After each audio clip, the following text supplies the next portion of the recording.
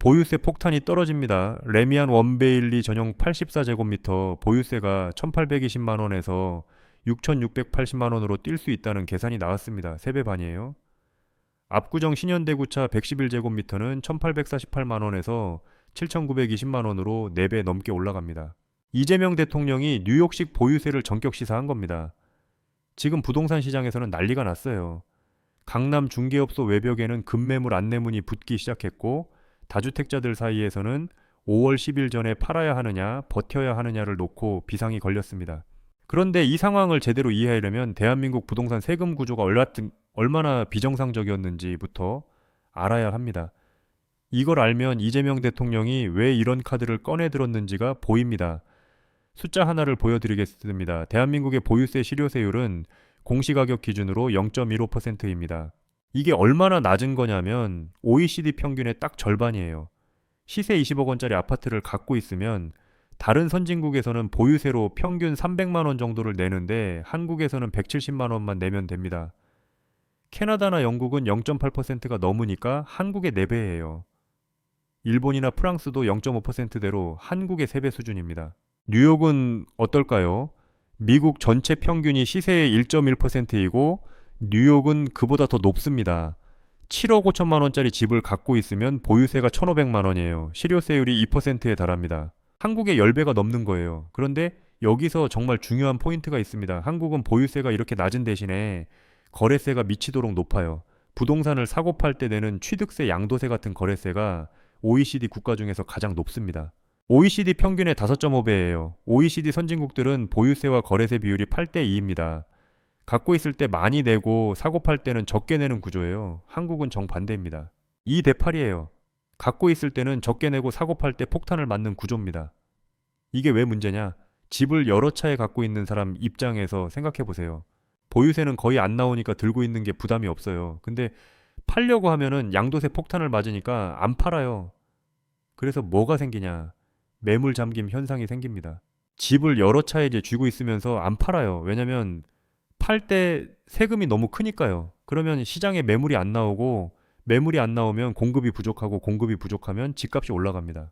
집값이 올라가면 다주택자는 더 안 팔아요. 가만히 들고만 있어도 자산이 불어나니까요. 이게 꼬리를 무는 악순환이에요. 이 이재명 대통령이 정확히 이 구조를 겨냥한 겁니다. SNS에 이렇게 썼어요. 잠긴 매물은 질식할 것이고 버티기는 더 큰 부담을 안길 것이다. 초고가 주택은 선진국 수도 수준에 상응하는 부담과 규제를 안게 될 것이다. 번역하면 이겁니다. 팔 때 세금이 무서워서 안 팔고 버티겠다고? 그러면 들고 있는 동안 더 크게 맞게 해주겠다. 보유세를 선진국 수준으로 올려서 버티기 자체가 불가능하게 만들겠다는 거예요. 그런데 여기서 이재명 대통령이 보여준 정교함이 있습니다. 무차별 폭격이 아니에요. 이 대통령은 이렇게 밝혔습니다. 각종 규제와 부담은 실주거용 1주택을 기본으로 주거, 여부와 주택수와 주택가격 수준과 규제 내역과 지역 특성 등에 따라 세밀하게 가중치를 줘서 통상적 주거는 적극 보호하되 주택을 이용한 투자와 투기는 철저히 봉쇄되도록 설계하겠다. 핵심은 실거주 1주택자는 보호하겠다는 거예요. 칼날은 투기성 다주택자와 비거주 1주택자를 향하고 있습니다. 지방에 살면서 강남에 투자용으로 한 채 갖고 있는 사람 있잖아요. 실거주가 아니라 시세 차익을 노리고 있는 사람. 예전에는 이런 사람이 1주택자라는 이유로 보호를 받았어요. 똘똘한 한 채 전략이라고 하죠. 이제 그 성격이 깨지는 겁니다. 집을 사는 건 사는 곳이지 투자 수단이 아니라는 메시지예요. 실현 가능성도 있습니다. 보유세를 올리는 방법은 크게 2가지인데요. 첫째, 공정시장 가액 비율을 올리는 겁니다. 종부세를 산출할 때 적용하는 비율인데 문재인 정부 때 95%까지 올랐다가 윤석열 정부가 60%로 뚝 떨어뜨렸거든요. 이걸 다시 올리면 보유세가 바로 올라갑니다. 둘째, 공시가격 현실화율을 올리는 겁니다. 지금 69%인데 원래 법률에서 목표로 잡은 게 79에서 90%였어요. 이것도 올리면 과세 기준 자체가 높아지니까 세금이 늘어납니다. 2가지 다 시행령 개정만으로 가능해요. 국회 동의가 필요 없습니다. 정부가 결심하면 바로 집행할 수 있다는 뜻이에요. 5월 10일이 중요한 이유가 여기 있습니다. 다주택자 양도세 중과 유예가 끝나는 날이에요. 유예가 끝나면 다주택자가 집을 팔 때 양도세를 중과로 맞게 됩니다. 그러면 다주택자들이 뭘 합니까? 안 팔아요.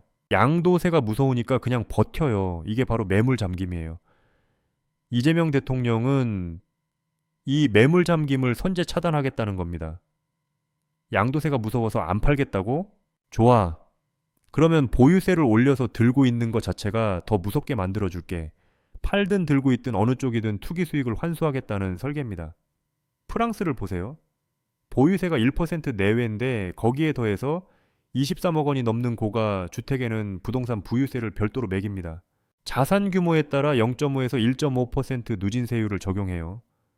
일본도 마찬가지입니다. 기본 보유세율은 높지만 실거주 1주택자에게는 과세 표준을 6분의 1까지 깎아주는 특례가 있어요. 투기는 잡되 실거주는 보호하는 선진국형 모델이 이미 있는 거예요.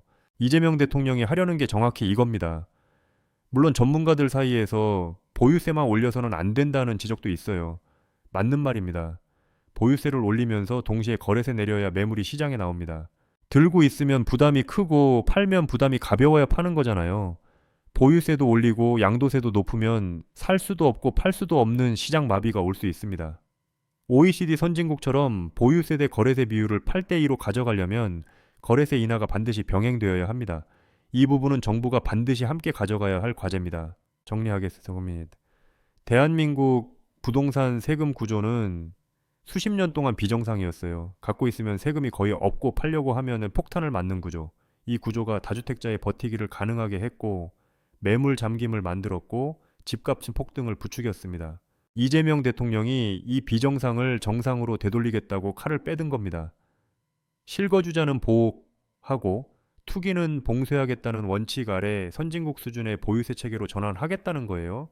집을 사는 건 사는 곳이지 돈 버는 수단이 아니라는 이 당연한 원칙이 드디어 세금 구조에 반영되기 시작하는 겁니다. 도움이 되셨다면 좋아요와 구독 부탁드리고요. 보유세 인상에 대한 여러분의 생각을 댓글로 들려주세요. 실거주자 보호와 투기 억제 사이에서 어떤 균형이 맞다고 보시는지 궁금합니다.